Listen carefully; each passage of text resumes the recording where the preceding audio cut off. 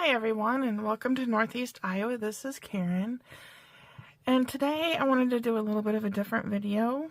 One of my friends started watching my videos and she said, Karen, what do I need to get started in this junk journal thing so I can play along with you? And I tried to put a comment in about what she needed and realized it's a little bit more involved than a comment could handle. So the first thing that you need is something to cut with, because you'll always have paper or a journal cover or something to trim.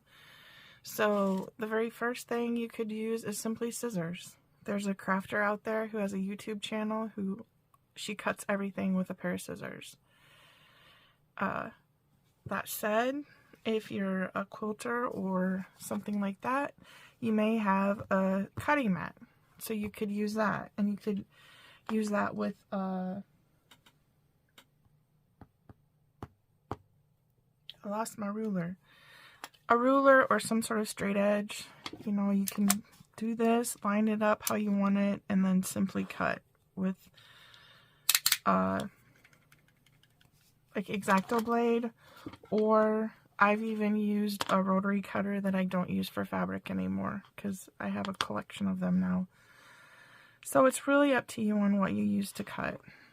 The other thing, since I was previously a paper crafter, a scrapbooker primarily, I have the mini guillotine style. Mine has a drawer. You don't have to have anything this fancy. And then for my big trimmer, I do have the 12x12 guillotine. Personally, I would not buy this again. I bought this back in the early 2000s. Nowadays, they have trimmers that will do just as good of job, that fold in half. They're thin, they're much easier to store than this clunker. But it still works, so I still use it. So that's like the advanced cutting tools that one might need. Next up is glue. So you need a way to glue some stuff together. So I have some options. And yeah, I use a school box to store my glue because then it's all contained and I don't have to worry about it. So I do like the Crafter Square double-sided tape. That I like. In fact, I was looking for this and couldn't find it, so I'm happy I finally found it. The Jot or Dollar Tree glue sticks, I don't recommend. They work for a while, but they don't keep things together very well. The Elmer's washable school glue, I've used this a lot, but recently I found this Scotch purple glue stick and I like this much better.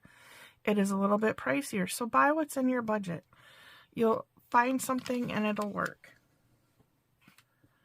Next up, I do get the Fabrifix or Fabri-Tac. Both are the same thing. What this is it allows you to glue things to fabric, and it's a little bit stronger of a glue to glue heavier materials together.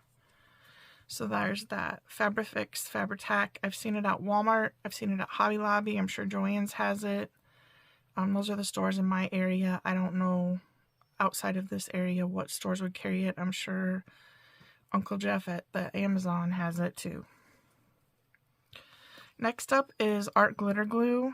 I do like this a lot. It is a little bit spendier, but it dries quick when you're putting paper together. This one does not. This one lets you move things around. This one is pretty well stuck once you put it down. One thing to note, I live in Northeast Iowa. I cannot buy Art Glitter Glue through the mail from mid-October to mid-spring because it can't ship on anywhere under 45 degrees, I think it is. So there's that limitation on this product, but I try to make sure that I have some in stock. I found this at a local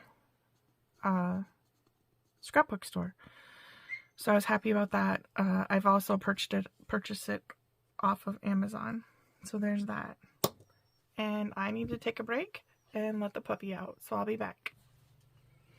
Alright, I'm back again. And sorry for any shadows. I am filming this after work, so it's dusk here. One thing I will say about the glue is use what works for you. There are so many kinds of glue sticks out there. Just find one that works and that you like is what I recommend. And I'm sure that if I try something else, I might find something else that I like better. So don't be afraid to try something that I don't use, because a glue stick is a glue stick and you'll find one that you like the best.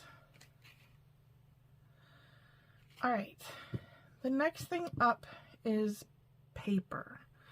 What kind of paper are you going to use in this craft? Well, if you're a scrapbooker, all that cardstock that you have or other papers are perfect for this. The other thing that's available are digital prints. Some designers have free prints that you can get. I've featured some on my page before. Others are papers that you need to buy and then print yourself. Most people who have printables, you need to purchase them and print them. You can take them, I believe, and go to a copy shop and get it done. Of course, that's more expensive. The other thing is use what you have in your house. Do you have old magazines? You can use those. Do you have old paperwork that you no longer need, like schoolwork? Use those.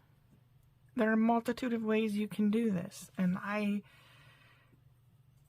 have not bridged the gap of everything that I could use realistically. So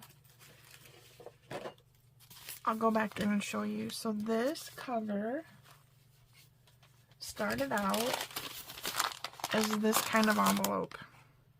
I just folded it in half. I trimmed it down to the size that I wanted, or I had a magazine that I was using, and so I trimmed the envelope down to the size of my magazine to make a nice cover, and then painted it. This was paint I had on hand. See if I can grab this without knocking everything off. This is a jar of acrylic paint I got at the Dollar Tree for $1.25. So there's that. Use what you have. Again, I've seen people use fingernail polish on things too. This right here is a Woman Within sales magazine. I just folded the pages in half and then glued them together. And you can see, like here, you can see the stuff coming through. Again, I just painted it and had fun with it. And here I ripped it. I'll put some tape around that and it'll be good to go. I was trying to find sticky pages. There was one where it was curling up.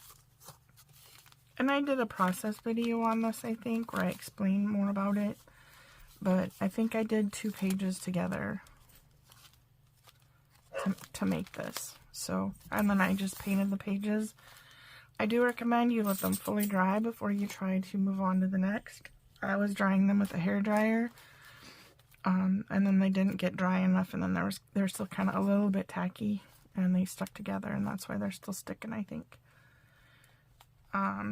So this was a free magazine I got in the mail, a free envelope, because I didn't pay, well, I mean, I paid for the envelope, but I didn't have to go out and purchase it.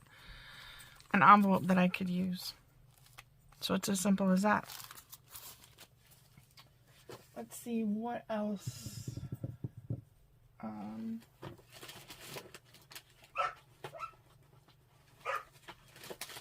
The puppy is playing. Apologies for the noise. So this actually started out as a Little Debbie's box. It had the, I don't remember which candy cake it was, but I just covered it with some of my cardstock and a little bit of ribbon, and then I stitched in my pages, but then I covered it so you couldn't see my stitching.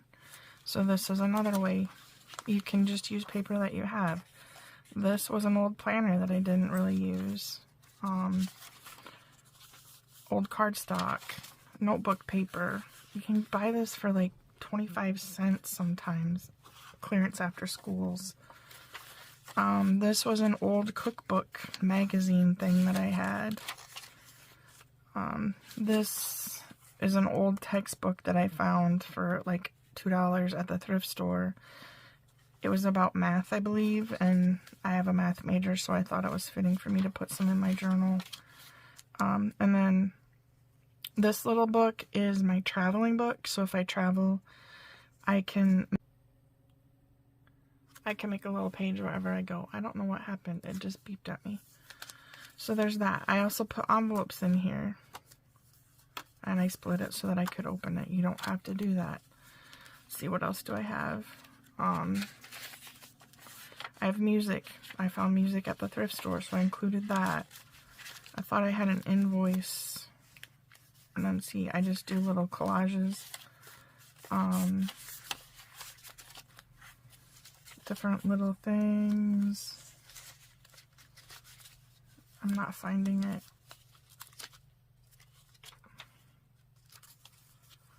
So yeah, you can just use whatever papers you have available. You can use cardboard boxes. I've seen people use cereal boxes as a journal cover.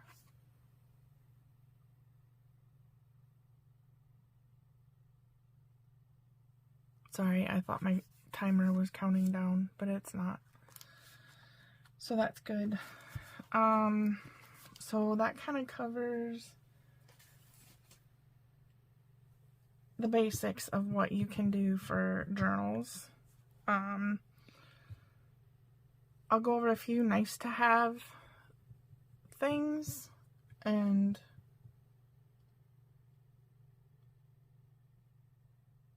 my video is really freaking me out because it says it's at a minute and it should not be at a minute because I've been talking longer than a minute. Alright, so something else nice to have is a circle punch. You can find these at any craft store. If you were a crafter, you probably have them. And these are nice because if you're going to put a pocket on something, you can just do a little trim like this and get the notch for people knowing that it's a pocket.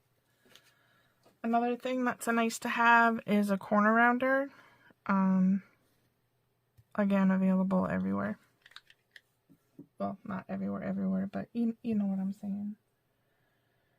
I should go over this.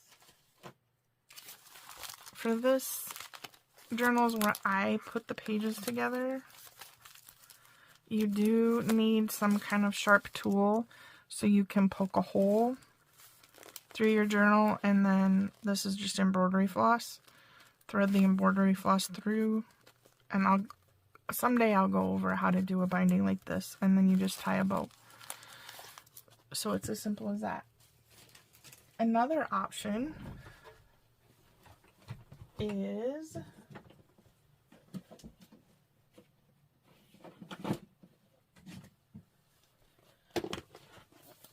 if you have composition books. This one I've already pre-glued pages. So I take a page and then I tear out, I think 5 pages, and then I glue this together. And I just continue to do that all the way through the book. And with the composition book, in 2020, I had fun reminiscing as I went through this. I made my Christmas December daily with a book like this. I've also used it to store memorabilia. So this, every day, I did a collage of something that happened. And some pictures of my kids. I have little pockets here and there. This is cardstock that I put in here to make a pocket. Here's another pocket. So yeah, I just had fun doing collages and making notes about what happened.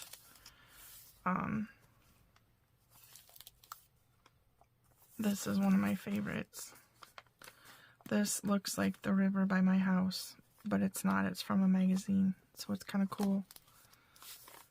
And yeah, here my dog, we think he ate a spider and had an allergic reaction because his little face is all swelled up.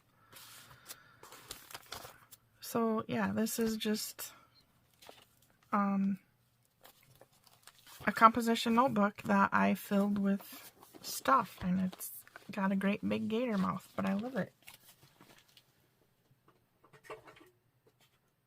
It was it was during COVID, of course, so I have pictures of in there of my mom. I wasn't really able to see her, but they did a good job at the nursing home of putting pictures online, so I was able to grab them, and it's a great memory for me. Another thing that you can do is if you have a book, preferably a hardcover book, that you don't really care about. You don't mind not destroying it, repurposing it, that's the word. So I put this upside down because it's a Dollar Tree book, or it's a book where it might have some bad words. So this is a book that I've altered, and it was supposed to be another December daily, but I have not used it yet.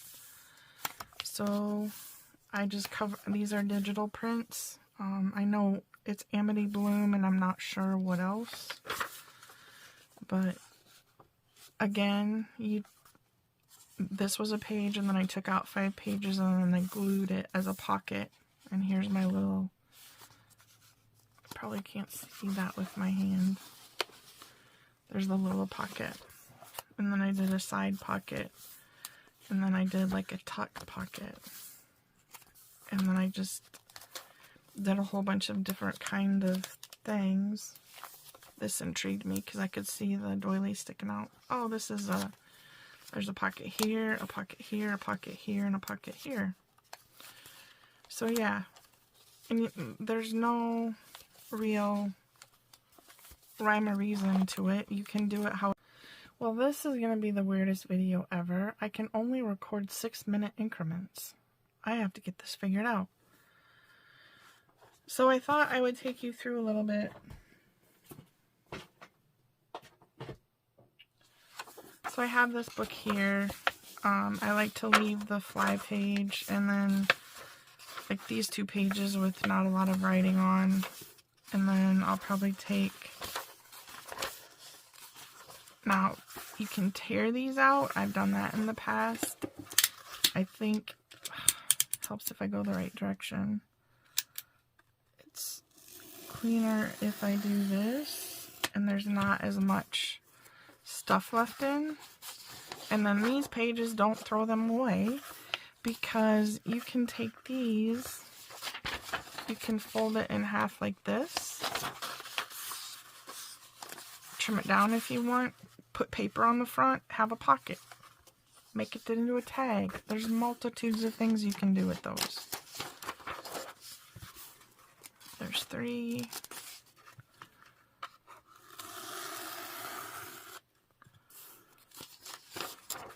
There's 4.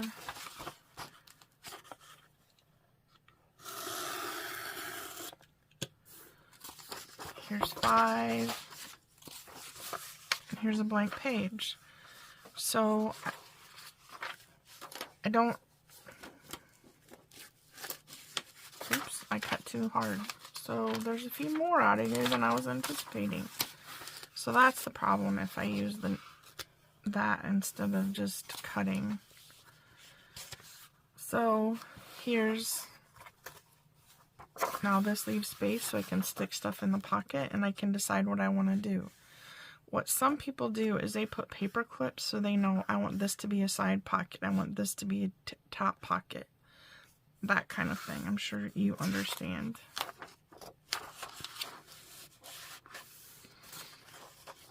So yeah, there's that. And also it helps. Gosh, I'm stronger than I thought.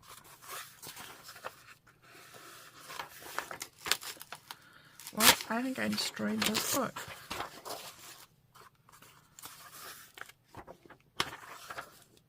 Okay, I think that'll work. Sorry. It is a good idea to do something so that you know that these two pages go together, because once you start working on this, it gets confusing. See, so this is what I used to do. I used to just tear. And I don't know if you can tell, but you have a little bit of stuff stuck in there.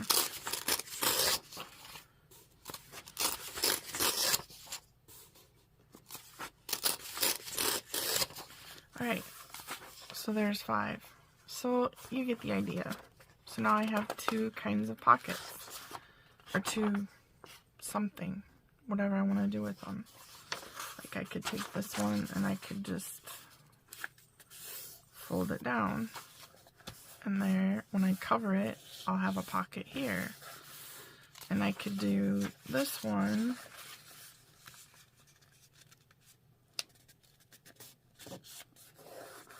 Like this, so that they match. So I hope you can see that possibilities are just endless once you start. I know I've talked about her a lot, but Caroline on the Hillside, she is one of the crafters that I've started watching who is repurposing everything. And it's very inspiring to me because I have a lot of stuff that I want to use. So there's that. And if this is too cluttery, I don't know how to say it, you can take the X-Acto knife and kind of trim a little bit better than what I was doing. But yeah, so there's that. So I hope that you guys enjoyed my little beginners, what do you need to do to start it. I know it was kind of all over the place. Basically, the things that you need to start is something to cut with, some kind of glue, paper,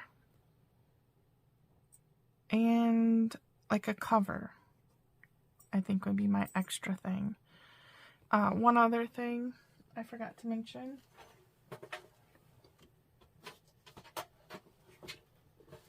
The one thing that I did go out and purchase that I did not have, and I waited a long time before I did so, was I got a Score Pal. This helps so that, I showed it a few videos ago, but like, if you have thicker paper and it doesn't want to fold easily, you can score it, and then it's much, much easier to fold, rather than like this. It takes a little bit more effort to push them together, whereas that was easier. So there's that. The other thing that you might want that I do not have, oh, here it is a hole punch.